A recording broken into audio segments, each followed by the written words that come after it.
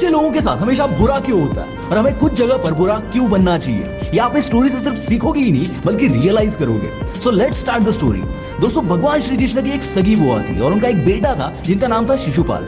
श्री कृष्ण शिशुपाल से बहुत प्यार करते थे और हमेशा उसका एक छोटे भाई की तरफ ध्यान रखते थे। लेकिन दोस्तों, एक दिन अचानक से एक भविष्यवाणी हुई कि भगवान श्री कृष्ण के हाथों ही शिशुपाल का वध होगा। अब इस भयंकर भविष्यवाणी को सुनकर श्री कृष्ण की बुआ बहुत डर गई और उनके रोंगटे खड़े हो गए। अब अपनी बुआ को तसल्ली देने के लिए श्री कृष्ण ने उनकी बुआ को एक वचन दिया कि वो शिशुपाल की पूरी 100 गलतियां माफ कर देंगे और तब तक वो उसे कुछ भी नहीं करेंगे। ऐसे ही कई दिन गुजरे और शिशुपाल अब बड़ा हो गया और शिशुपाल को रुक्मिणी से प्यार हो गया।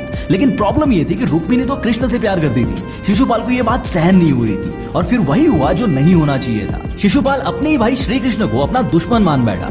खैर, होने को कौन टाल सकता है। अब आगे की स्टोरी बहुत इंटरेस्टिंग है दोस्तों। पांडवों में जो सबसे बड़े भाई थे युधिष्ठिर, उनका एक दिन राजसूय यज्ञ तय हुआ था। इसलिए उस महायज्ञ में उनके सभी रिश्तेदार, बड़े बड़े राज्यों के राजा महाराजा और हजारों लोगों को आमंत्रित किया गया था, जिनमें श्री कृष्ण और शिशुपाल भी शामिल थे। शिशुपाल श्री कृष्ण से इतना चिढ़ा हुआ था कि वो अपने गुस्से पर कंट्रोल ही नहीं कर पाया और वो इतने सारे लोगों के बीच भरी सभा में भगवान श्री कृष्ण को अपशब्द कहने लगा, उनका अपमान करने लगा, जो मन में आए वो बकने लगा। लेकिन भाई, कृष्ण तो कृष्ण है, वो इतने लोगों के बीच अपमानित होते हुए भी बस मुस्कुराते रहे, शांत रहे। वहां खड़े लोग ये सोच रहे थे कि श्री कृष्ण कुछ कह क्यों नहीं रहे, आखिर शिशुपाल की इतनी कड़वी बातों को कृष्ण क्यों सुन रहे हैं। लेकिन दोस्तों, श्री कृष्ण के शांत रहने का कारण बस उनके द्वारा उनकी बुआ को दिया गया वचन था, जिसमें उन्होंने कहा था कि वो शिशुपाल की पूरी 100 गलतियां माफ करेंगे।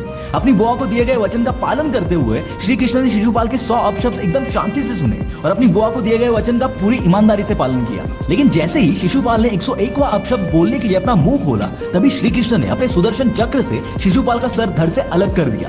दोस्तों, भले ही ये कहानी 5000 साल पुरानी हो, लेकिन आज के मॉडर्न टाइम में भी ये उतनी ही रिलेवेंट है जितनी की तब थी।